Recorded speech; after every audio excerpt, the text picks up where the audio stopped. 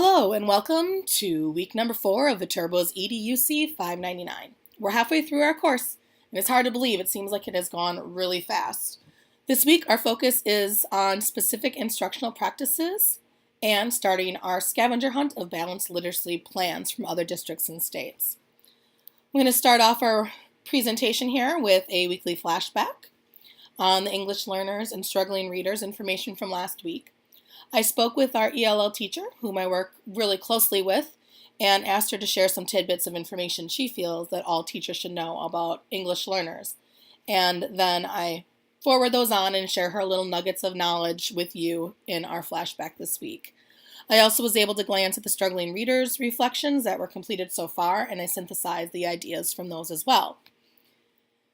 The second item in this presentation is the beginnings of the balanced literacy scavenger hunt. In week number 2, I provided you with access to some documents that provided some background knowledge on plans. And this week, you'll be able to check out the plans that you can choose from and choose whichever one is most interesting to you and start on that balanced literacy scavenger hunt.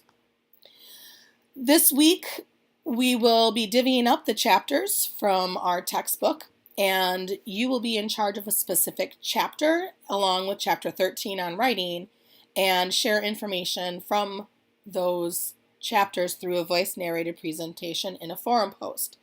I'll be going into more detail and provided you with support so that you're able to complete this activity if you are not familiar with creating a voice-narrated presentation.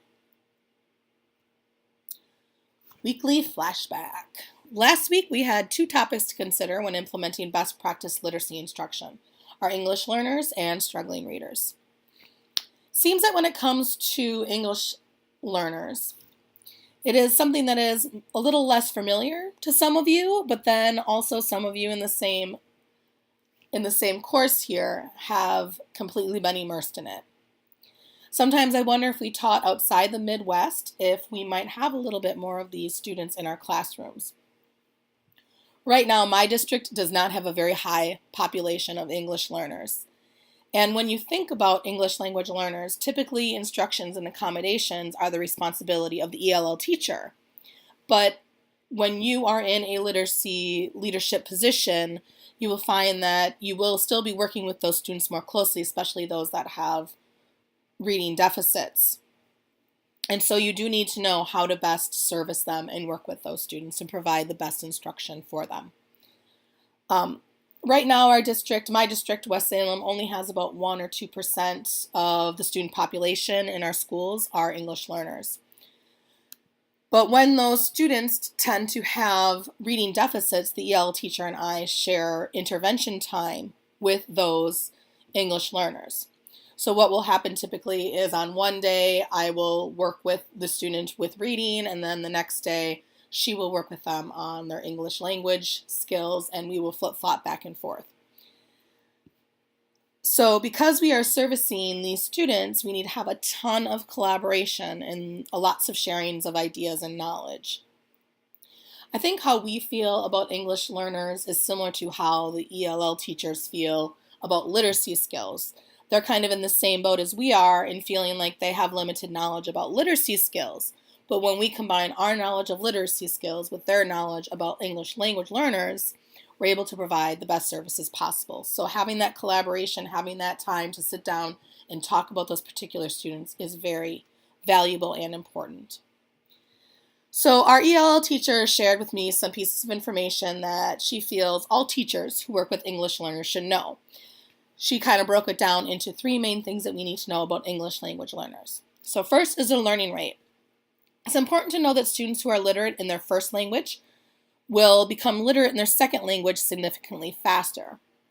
For example, we'll call this student E. Student E is literate in both Spanish and English, so he can speak and write and read in Spanish and English about the same. Student C is literate in only English. He lives in a household where they speak Spanish, but he can read and write only in English. He cannot read and write in Spanish. He can understand it when it's spoken, but he can't read and write it. So E is literate in both, C is literate only in English. And during his academic career, C ends up struggling with proficiency in English when he speaks. He still has troubles with plurals and tenses because he doesn't understand the transfer because he's not literate in his first language.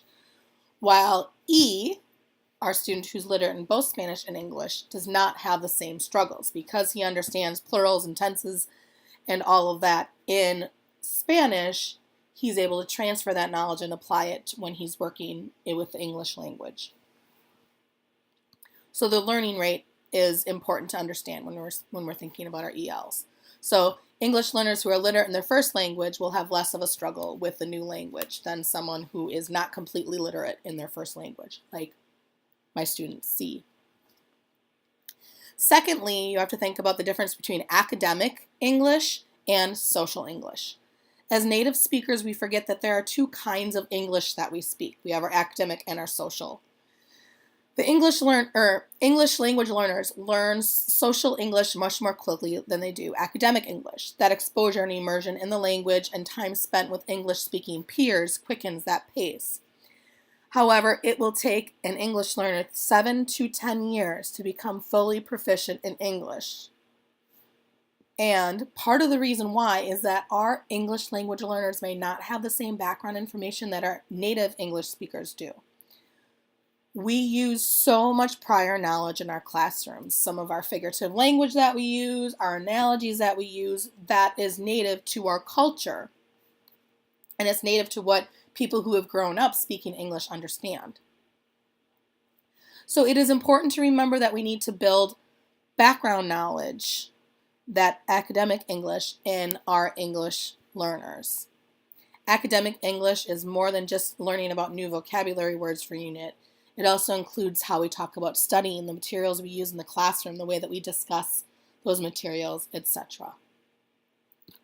So they may understand English, but when it comes to classroom vocabulary, it's harder for them to get across because that's not what they come across when they're out in the world with their peers and family members and friends. Third is the development of English skills. English learners develop their listening and speaking skills first. Their writing and reading come more slowly after that. Sometimes teachers assume that English learners should be more successful in reading and or writing simply because they are good at speaking. When you're working with English learners, teachers should constantly be reading aloud for them because the academic vocabulary of the assignment questions may be too complicated for them to pronounce or understand. When they hear the questions, they're much more successful in coming up with the correct answer orally and auditorily. If that answer needs to be written down, the student will be better at writing if they talk about their answer first. If they can process it out loud, that's going to make it easier for them to actually write it down. And the teacher may need to repeat sentences back to the students after they have said them. So just to try to solidify and echo what it was that they said so that in their mind, they can translate that into written English as well. So the students have difficulties with this because they're too busy trying to translate between those two languages. So for you to remind them and to echo things back to them and to have them discuss them before writing them down is going to be much more helpful to them. They just need that extra processing time. When it comes to struggling readers, I feel that this is something that we are constantly discussing in our careers and also in any of these graduate classes for the reading program. We constantly are talking about how to reach those struggling readers. What can we do to help them? Therefore, I found in our reflections that many of you are pretty solid with utilizing academic data to drive instruction and identifying struggling readers. Some districts are starting to work with behavioral data, which will be something that I think will become more important through the upcoming years. We need to start figuring out the difference between the students that won't do it and the students that can't do.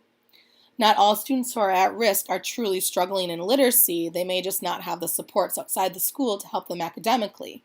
Therefore, the next logical step for us to do after identifying academic struggles is to focus on behavioral data and focus on those students who are struggling behavior-wise. I know that many times our benchmark data that we complete 3 times a year will identify a student who academically can do the work but chooses not to, or just chooses not to do his or her best and has that apathetic kind of attitude. So I do think that PBIS and some of that behavioral data is going to be one of the next places that we will go to with interventions after we identify the academic needs. On to one of our first focuses for the week, which is Balanced Literacy Scavenger Hunt. This week, you should start the Balanced Literacy Scavenger Hunt. I have 7 plans uploaded in a folder for you to choose from for the scavenger hunt. Take some time to browse those choices and then choose one. If you haven't already, and maybe you need to go back and revisit, take a look at the front-loading documents that are also included in the plan folder. The first 16 pages on the front-loading action plan literacy guidelines document has some good explanations of why districts develop plans and what information the plan should contain. If you follow the page numbers in the bottom corner, then you should read to page 8. Otherwise, if you look at the PDF up top, the page number is just 16 out of 108. The Nebraska Literacy Plan Guide will be one to skim and scan. And you'll find that each component or section has some guiding questions for districts to consider when creating that part of the plan. You'll notice that the 6 components I have listed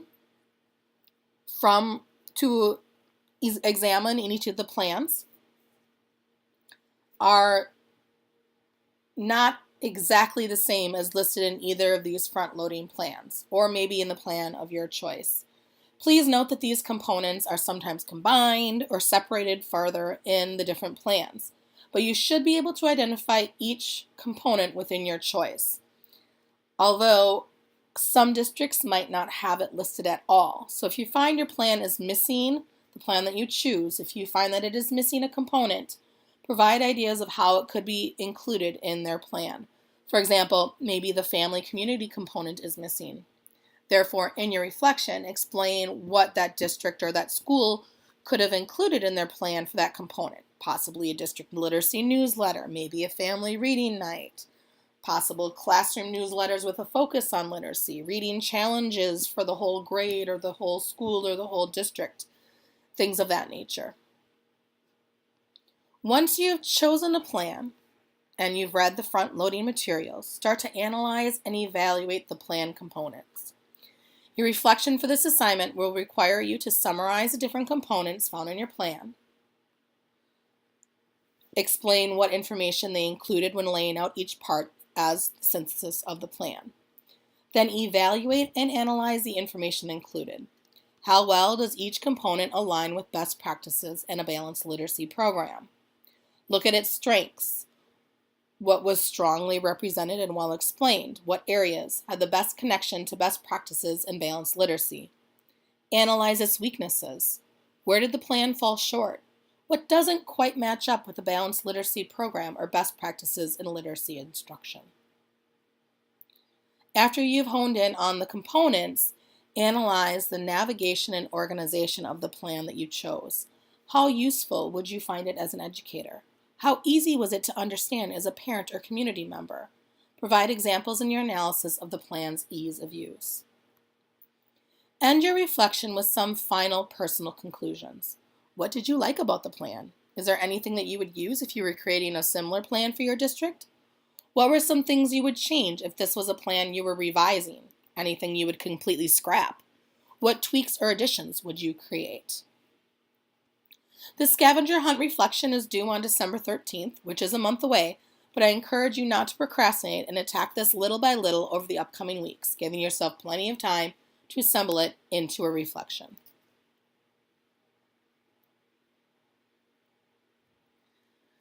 Next, we have the Jigsaw Forum with your narrated presentation. This week's readings will be presented through a jigsaw activity. In a jigsaw activity, each learner teaches the other learners about his or her required information. For example, I use a jigsaw activity to front-load information for my civil rights unit. Students are put into groups, and each group is responsible for teaching the rest of the class about their topic. Group 1 researches and teaches about Brown versus the Board of Education to the rest of the class. Group 2 researches Jim Crow laws alongside the bus boycott, puts it into a presentation, presents that information to the rest of the class. This way, not everyone has so much to research and read. We will be doing something similar for this week's reading. I ask that each of you skim and scan all the chapters for this week, chapters 9 through 13. I have assigned each of you a specific chapter to dig into, present, and teach to the rest of the learners. Everyone in their presentation needs to include information about chapter 13 as well as whatever chapter I've assigned you.